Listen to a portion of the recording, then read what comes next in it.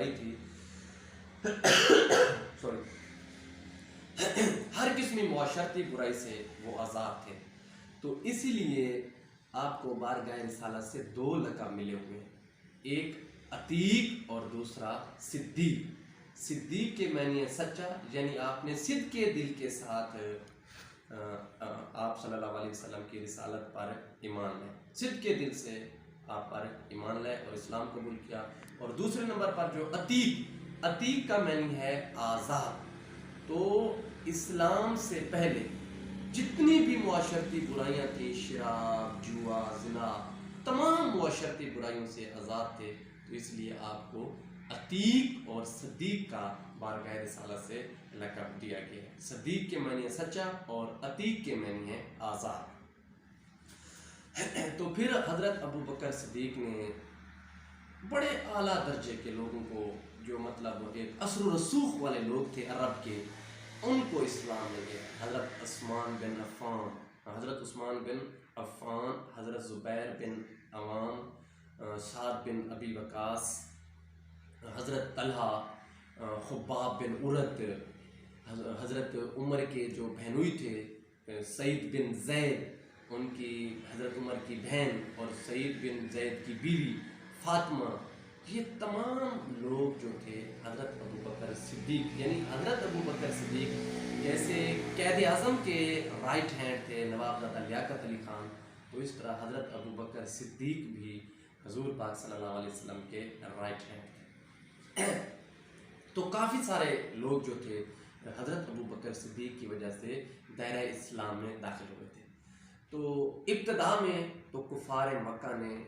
کوئی مطلب سٹینڈ نہ لیا، اور پہلے 3 سال کہا جاتا ہے کہ پہلے 3 سال آپ صلی اللہ علیہ وسلم نے خفیہ تبلیغ کی.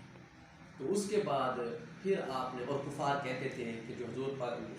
جو اللہ تعالیٰ کی بیٹی ہیں لات، منات اور عزا، وہی اپنے باغیوں سے، توبہ نعوذ باللہ، یعنی باغیوں سے اپنے باغیوں سے وہ خود بدلہ لیں گے. لات، منات اور عزا جن کے بت تھے، اور ان بتوں کو میں ڈسکس کر چکا ہوں اپنے لاسٹ لیکچر میں، ان بتوں کو اللہ تعالیٰ کی وہ بیٹیاں سمجھتے تھے. لیکن 3 سال کے بعد جب آپ صلی اللہ علیہ وسلم نے اعلانیہ تبلیغ شروع کی، اعلانیہ تبلیغ کے بعد کفار مکہ نے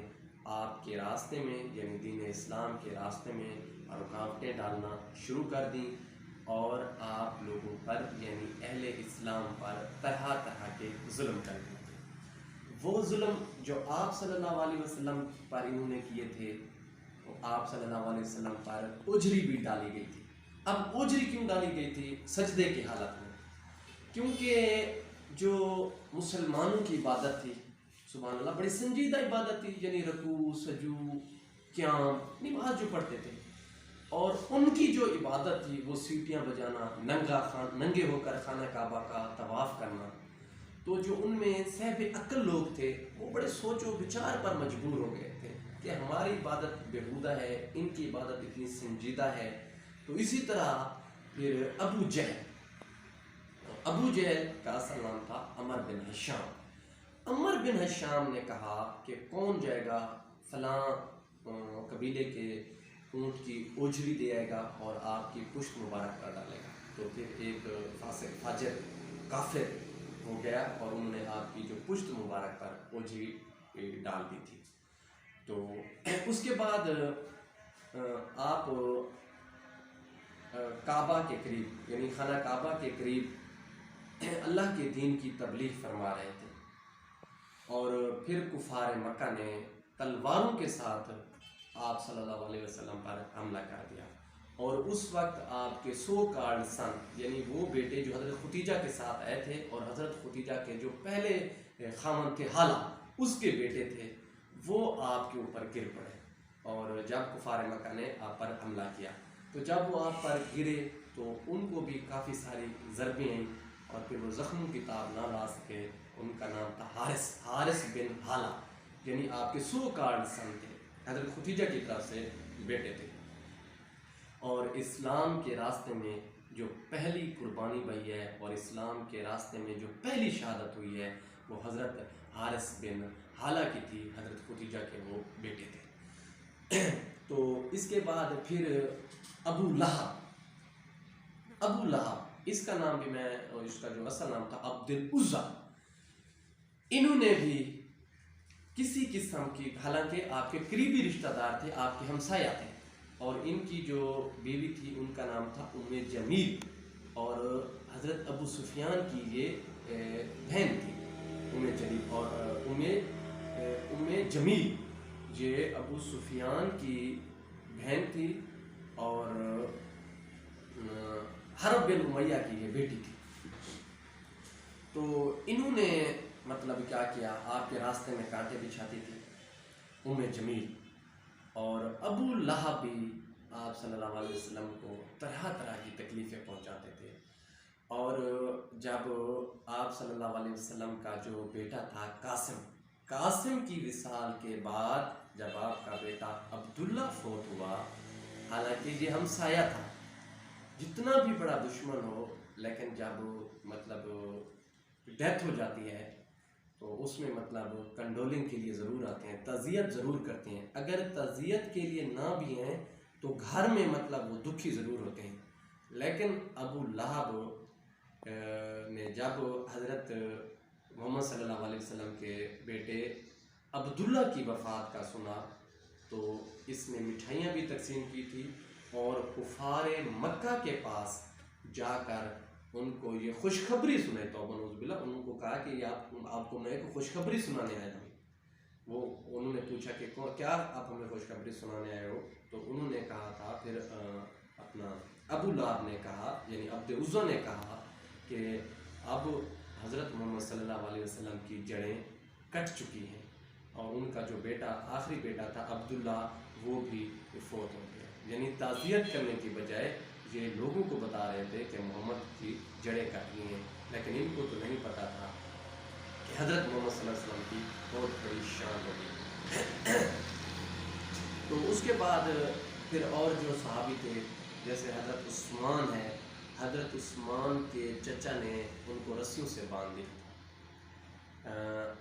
حضرت زبیر بن عوام کے چچا نے ان کو چٹائی میں لپیٹ کر دھونی دی تھی، اور حضرت مصعب بن عمیر بڑے ناز اور نخروں سے پلے ہوئے تھے، اور حضرت مصعب بن عمیر کی جو شکل تھی وہ حضور پاک صلی اللہ علیہ وسلم سے ملتی تھی، اور انشاءاللہ حضرت مصعب بن عمیر کو میں غزوہ بدر میں ڈیٹیل کے ساتھ، کیونکہ یہ علمبردار تھے اور یہ شہید ہوئے تھے غزوہ احد میں یہ شہید ہوئے تھے، تو انشاءاللہ مصعب بن عمیر کو غزوہ احد میں ڈیٹیل کے ساتھ ڈسکس کریں گے۔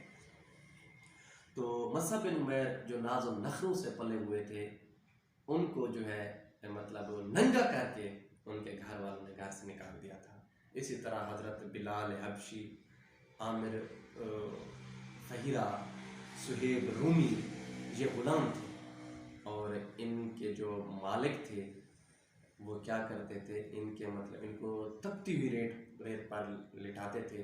گرم کوئلوں پر لٹاتے تھے، ان کے سینے پر بھاری بھرکم پتھر رکھ کے ظلم کرتے تھے، لیکن پھر بھی وہ ان سے دین اسلام کی جو نعمت تھی وہ ان سے نہ چھڑا سکے، ان کو مطلب دوبارہ کنورٹ نہ کر سکے، اور انہوں نے ہر قسمی تکلیف سہی لیکن اسلام سے بالکل ہی نہ ہٹے، بلکہ ان کے جذبات جو تھے وہ آگے بڑھے۔ تو اس طرح پھر جو صحابیاں تھیں، صحابیہ پر بھی بڑے ظلم ہوئے تھے، جو خاص طور پر جو غلامہ تھیں، اور اس طرح حضرت یاسر بھی جو تھے ان کو بھی مطلب حضرت یاسر کے والد عمار جی بالکل جو یاسر تھے مطلب ان کو بھی انہوں نے ظلم کیا، اور وہ ظلم سہتے ہوئے شہید ہو گئے تھے، اور پھر ان کا جو مطلب بیٹا تھا عمار بن یاسر، یعنی عمار پر بھی انہوں نے طرح طرح کے ظلم کیے تھے، اور پھر حضرت یاسر کی بیوی حضرت سمیہ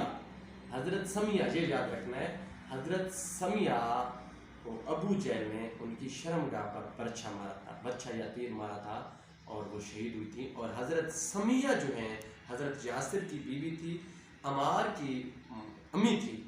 بن یاسر کی امی تھی، اور یہ اسلام کی پہلی شہید ہیں حضرت سمیہ۔ اس کے بعد زنیرہ اور لبینہ یہ مطلب یہ بھی غلامہ تھیں لیکن تھی مسلمان، ان پر بھی طرح طرح کے ظلم کرتے تھے.